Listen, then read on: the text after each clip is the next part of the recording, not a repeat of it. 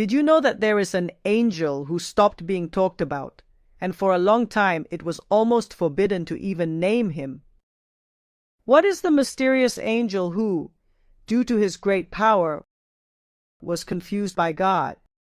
In this video, I am going to reveal to you who that angel was, what his function is, and everything you need to know about him.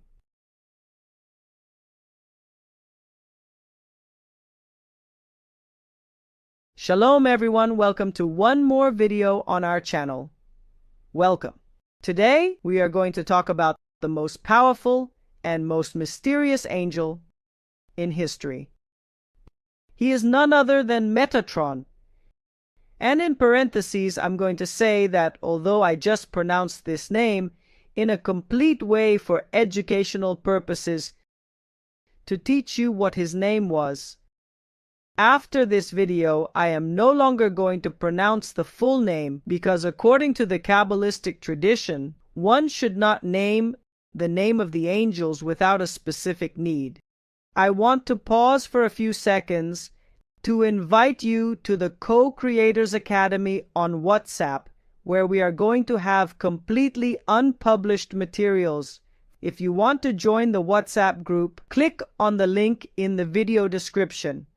Let's start with the meaning of his name. There is discussion about what his name means, but what is clear to everyone is that this is not a name in Hebrew.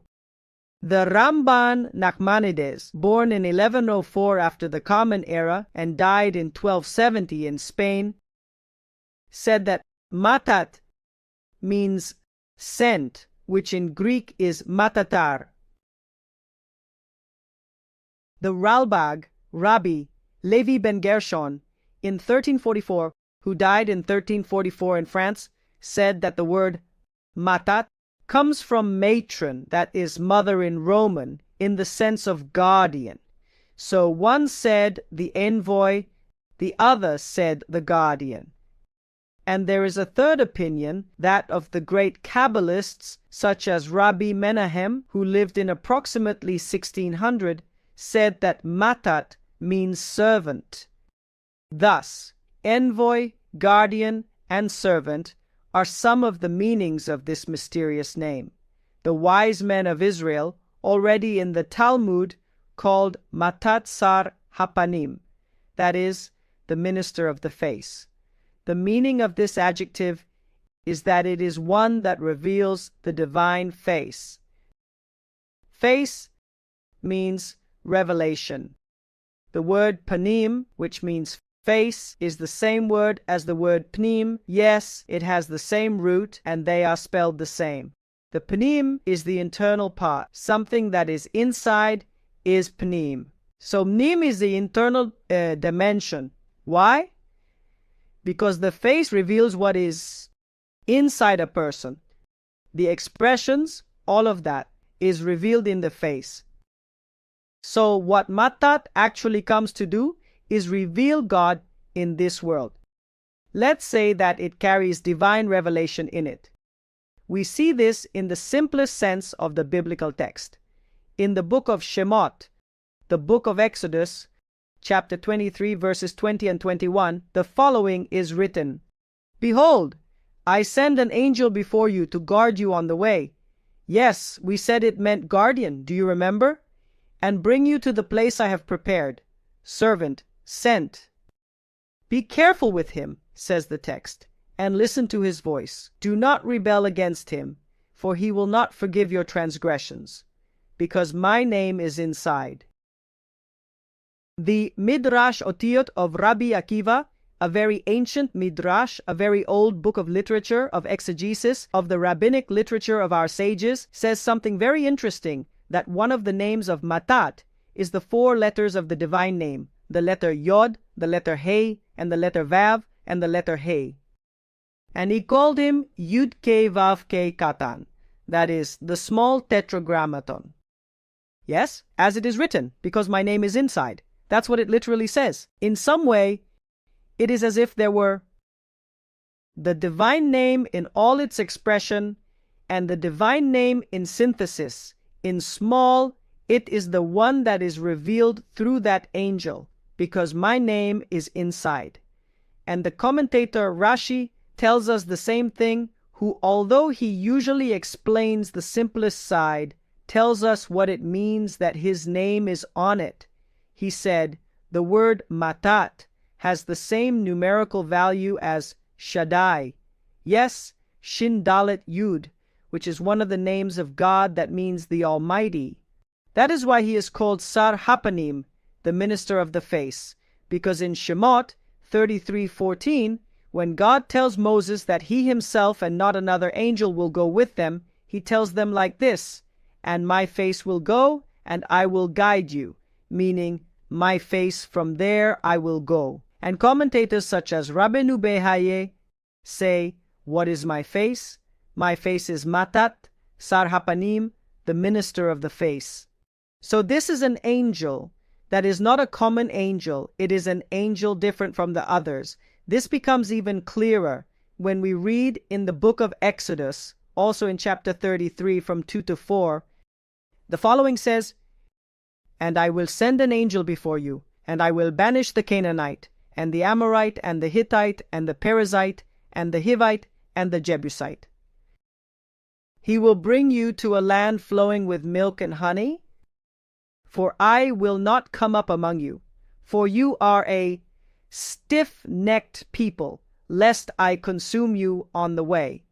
And the text says that when the people heard this bad news, they mourned, and no one put their ornament on themselves. In other words, when talking about Matat, it was fine that this angel was coming. Why? Because my name is on it. But when he told him that he is a normal angel, that he would not go, he would send them an angel. The people were saddened and mourned. We have to ask ourselves what difference there is. They are both angels. No, no, no. Matat is not a normal angel like the others. Now we have to make an important parenthesis, because we can fall into the serious error of thinking that there are two gods or something similar, or two levels of God. And if you made this mistake, you won't be the first. Come with me to the 1st century of the Common Era. Rabbi Akiva and 3 other wise men were those who made mystical elevations to a place called Pardes. And he warned his companions, when we rise to that high place, do not say Mayim, Mayim. That is, waters, waters. Don't say waters twice. That is to say, although you may perceive some type of duality there, of seeing two things, do not fall into that error, because God is one, not two, never. However, one of them, Elisha ben Abuya, explains in the Talmud, in the tractate of Hagigah, page 14, that upon seeing the angel Matat sitting, while the rest of the angels were standing, since one cannot sit in the presence of God. When God is there, you have to get up. But he was the only one he saw sitting. Then he said, there are two authorities here, that is, two gods, two forces that dominate the world. And from that day, he became Elisha Aher, Elisha the other. Our wise men say that it literally means that he cut down what was planted, but that it is an expression to talk about someone who left the faith. So we have to be very clear about a difference between the divine essence, who is one and only, and the divine revelation that can be given in several revelations, such as there is one God, but he has different names, different revelations. This angel is the one who reveals the divine presence, the divine revelation here below. As the Maharal of Prague says, who says that the matter of Matat, if it brings into practice all the matters of this world, that is, the things that God does here in this underworld are through him. When it says that God himself made something and not an angel, we are talking about him. Somehow it bears the divine name. The word name in Hebrew is Shem, which comes from the word Sham, which also means objective. There I want to reach somewhere in some way the objectives of God. What God does in his world, he does through the one who bears his name, his objective within it. So that is something that we have to be very careful not to fall into the error of Elisha, who said there are two authorities, not two. God is one, not two, or three, or four. It is not something that is counted. God is one and only. He has revelations, and these revelations sometimes have a carrier. One of these carriers is called matat. Since we have quoted Rabbeinu Behaye, he explains in Exodus 23:20 that what was said, that he will not forgive your transgressions, means that this angel even has the power to forgive sins. So he says, his authority reaches this point, but even so, God forbid, he is not at all comparable to the Creator himself, only a divine revelation here in the underworld. Yes, notice carefully that even so, with all his greatness in the Zohar, the angel Matat is called Nar, young man, and Eved, servant. Why? Because according to the Cabalá, he is in charge of the world of Yetzirah. In other places, the Zohar says that he is in charge of the world of Beria. In Kabbalah, there are four worlds: Atzilut, the world of the Sephirot, and the names of God, the world of divine revelation itself, and then there are Beria and Yetzirah and Asiyah, which are the world of creation, of formation and action. Well, the Zohar says that on the days of the week, Matat is in charge of the revelation of God from the world of Yetzirah. And on Shabbat, which is the Shabbat day, the seventh day, the sacred day, the day on which God rested, the revelation that he carries from Beria. So why is he called a servant? And why is he called a young man in comparison to the world of Atzilut, which is divine revelation itself? So that is something that we have to be very clear about. Now, we have said and explained that this was his most famous name. Yes, Matat, but the Midrash Otiot of Rabbi Akiva tells us that he has 70 different names and that he is also called by more adjectives. Does the number 70 ring a bell?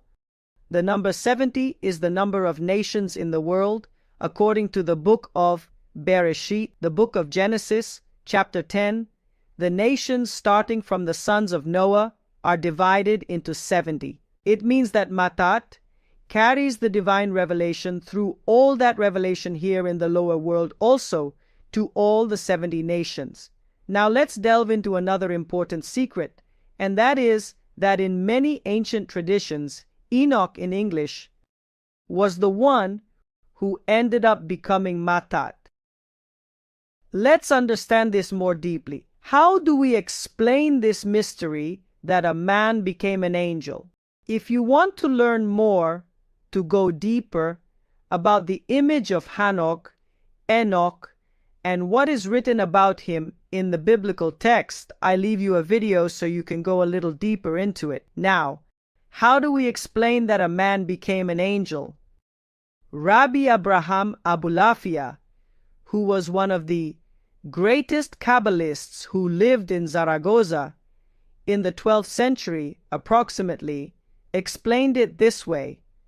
Hanoch, the son of Yered, used the force of Matat to understand the secrets. He connected with him to understand the secrets and what is written in the Zohar, that his body became like a torch of fire, teaches us that he stripped himself of his clothes, animal and natural, and clothed himself with a spiritual essence until he is as if he were Matat himself. He invested him with his strength, as if he were himself. And that's because of how much he achieved through it. That is why it is said in the books that Hanok is Matat. But it doesn't literally mean that it is. According to Rabbi Abraham Abulafia, when we say this, it is not something literal, but a spiritual and metaphorical concept. The sages explain that Hanok was the 7th generation of Adam, and that Enoch buried Adam. The Zohar says that this is a symbolism that he received a level of the soul called Ila Zehira, that is, the level that Adam had before sinning. This meant that just as Adam before sinning would not die, Enoch did not die either. He reached the level that is above death. The Zohar says that all the secrets, the highest treasures, and the 45 keys to reveal the secrets of heaven were transmitted to Enoch. 45 is a key number, since 45 has the same numerical value as the word Adam, which is the name of the first human and also means human being. This shows us what we have said. Through the 45 secrets, he was able to reach the level of Adam's soul before he sinned. The wise men also explained to us in another way the concept that Enoch was matat. They say that we see in the biblical text what has not been explained to us, that in truth there is a neshama above and there is the being below. For example, it is written of Abraham, Abraham, Abraham, or Yitzhak, Yitzhak, or when God calls Samuel, the prophet, Samuel, Samuel. All this repetition, the wise men tell us, is about talking about the superior being and the inferior being. Well, some of the wise men explain that matat is the neshama, Eliona, the elevated part of Enoch. From now on, from before, the lower part was Hanok. They explain this to answer a difficulty. Yes, because it is difficult to understand. Matat is an angel who is before the creation of the physical world here, and Enoch was only born 7 generations later. How can we say that Enoch became Matat if Matat was already there? The only thing we are saying is that Enoch down here reached his higher soul, which was Matat, who already existed before. It is not that Matat was formed from Enoch. Still, we must understand something important. Although we are talking about someone who reached the level of an angel, Rabbi Abraham Azulai, one of the greatest Kabbalists, tells us, approximately 3 or 4 centuries ago, that although he became an angel, he had a lower level than the patriarchs Abraham, Isaac, and Jacob, and the level of Moshe, Moses. Why? Because they were the Merkava, that is higher than the angels, while the soul of man, especially of the patriarchs, at its highest level, can reveal the world of Atzilut. They, the angels, as we have said, Matat, which is one of the greatest, are in Beria, in the best of cases, or in Yetzirah. Up to this point we have revealed many of the mysteries of this angel, but here I have to give a warning. And the wise men of the Cabalá tell us that there is a great danger in dealing with angels. Matat is not just an angel, it is a concept. We have said it has 70 names, 70 different revelations. He is also responsible in the world of Yetzirah for the rest of the angels. And many think that dealing with angels is something simple. The wise men of the Cabalá tell us that we must be very careful with all types of spells on angels. Why?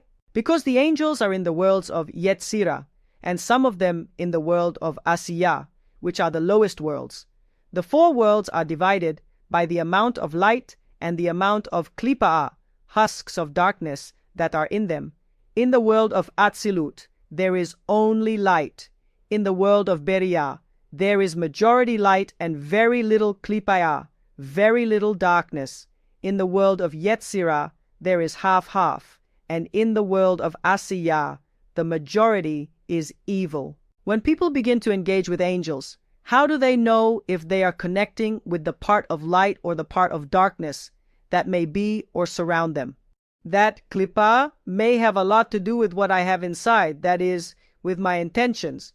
If I want for myself, if I want selfishness, if I want and have pride even for people to see, to tell people the future, to connect or to make money, or for any other topic that is personal, what can happen, God forbid, is that my shells cause me to connect with the dark parts of the worlds of Yetzirah and Asiyah, in the best of cases, and that can do great harm to me on the spiritual level. That is why the wise men of Kabbalah say that our connection has to be direct with God in Atzilut, in His revelations in Atzilut, with the Ein Sof, directly with the infinite, directly because there is no evil there.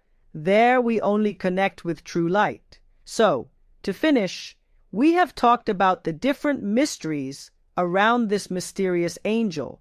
But why did they stop talking about him? Why? Obviously, this angel was adapted by different cultures as well, and was used to justify some doctrines in other philosophies that had nothing to do with the line, let's say, of Judaism.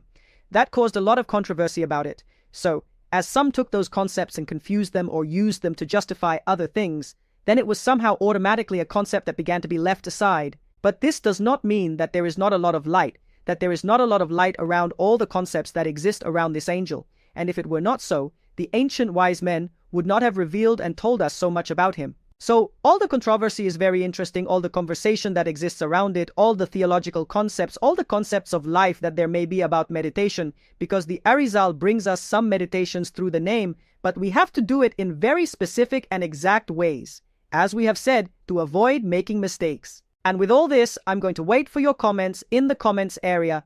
Tell me what surprised you the most, what you think about what we've said, and let's get into an open conversation here in the community, in our comments. If you are not subscribed to our channel, subscribe, because there will be many more videos on interesting topics, and they will also help us on a daily basis, not only informative, but also about personal growth. And if you are not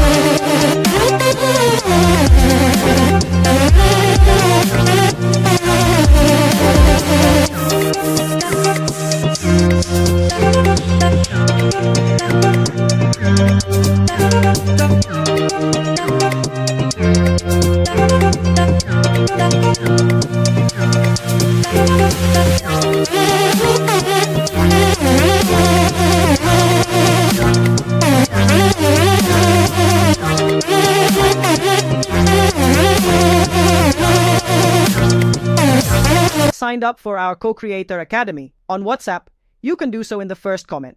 Without further ado, see you in the next video. Remember, like, comment, and if you are not subscribed, subscribe. Greetings to all. Shalom.